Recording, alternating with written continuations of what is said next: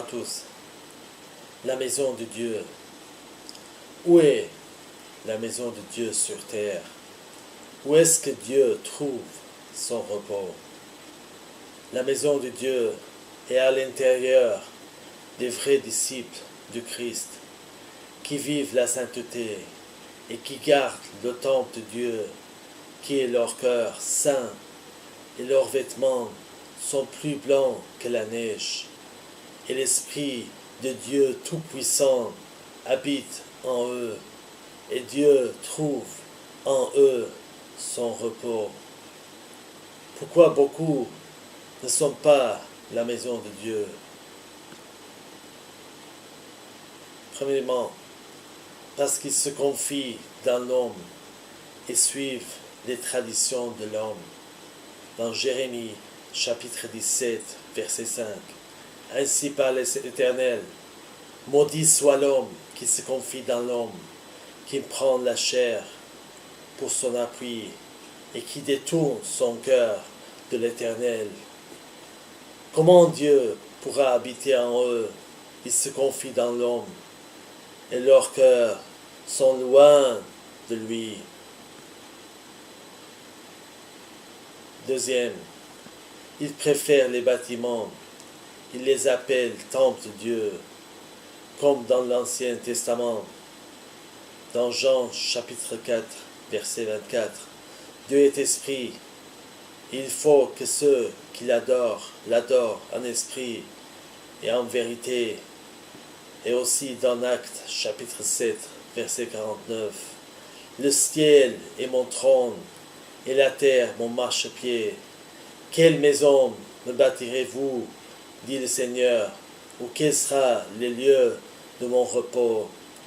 Dieu est esprit, il prend son repos ni dans Jérusalem et ni au Vatican, mais dans ses propres brebis qui écoutent sa voix et qui le suivent. Troisième, ils dépendent de leur aveugle pasteur. Ils sont scandalisés par les Écritures. Dans Jean chapitre 5, verset 39, vous sondez les Écritures parce que vous pensez avoir en elles la vie éternelle. Ce sont elles qui rendent témoignage de moi. En cherchant dans les Écritures, vous pensez que vous pouvez être une maison de Dieu. Jamais, mon ami. Mais dans l'obéissance à Jésus, être conduit par son esprit, vous pouvez être une maison de Dieu. Et le jugement va commencer dans la maison de Dieu. Quatrième, parce qu'ils sont possédés par d'autres esprits, l'esprit de l'égarement, qui est un mauvais esprit. Alors, comment c'est possible d'être une maison de Dieu, une maison du diable? Jamais et jamais. Jacques, chapitre 3, verset 11. La source fait-elle jaillir par la même ouverture l'eau douce et l'eau amère? Vous ne pouvez pas être une maison de Dieu, une maison du diable, ou l'un ou l'autre, mais avec vos mauvaises œuvres, vous prouvez que vous pouvez n'être qu'une maison du diable. La solution, venez à Jésus et me demandez-lui de chasser tous les petits renards de votre cœur qui ravagent les vignes et toutes sortes de mauvais esprits de vous.